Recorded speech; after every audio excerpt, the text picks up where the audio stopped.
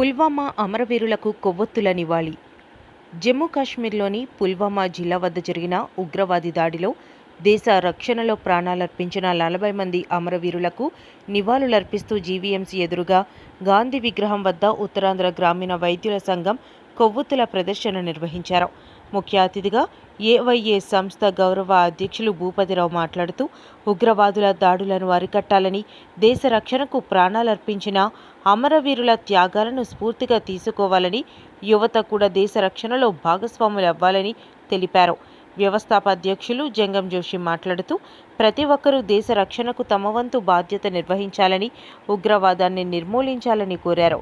ఈ కార్యక్రమంలో KVS trust founder కోన శంకర్, సంస్థ జోనల్ అడ్వైజర్ కోన ప్రకాష్, విశాఖ జిల్లా అధ్యక్షులు ఆకుల శ్రీనివాసరావు, నాయకులు వెంకటరావు, లోగిసా గణేష్, జయరావు, ఆర్మీ వెంకట్రావు, కోమలి, మురళి తదితరులు పాల్గొన్నారు.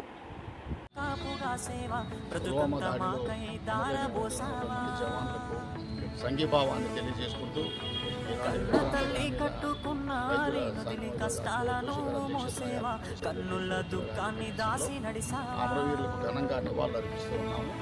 2019 రక్షణే ధ్యేయంగా భావించి బార్డర్ల కాపుగా సేవ, బ్రతుకంతా మాకై దారబోసావా, కన్న తల్లి కట్టుకున్న కష్టాలను 48 కేజీల ఐడి తీసుకొని వచ్చి బస్సు ప్రక్కన బ్లాస్టింగ్ చేయడం జరిగింది. అప్పుడు మొత్తం 40 జవాన్లు అమరులయ్యారు. 16 మంది జవాన్లు సీరియస్ ఇంజరీ అయ్యి ఎన్నో విధాలుగా వికలాంగులయ్యారు.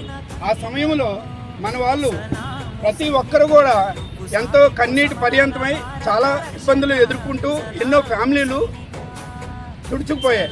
అదే సమయంలో దానికోసం మనం ఈరోజు అందరం ఏకాగ్రతగా అమరవీరులకి జోహార్లు అర్పిస్తూ వాళ్ళ త్యాగాల్ని మరవకూడదని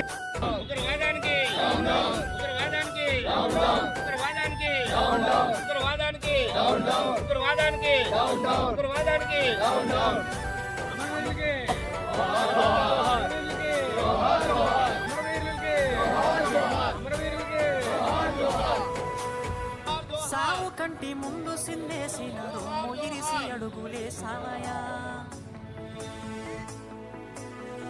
కంటి పైన కునుకు వాల్చకుండా కష్టమనక కాపు కాసేవయా.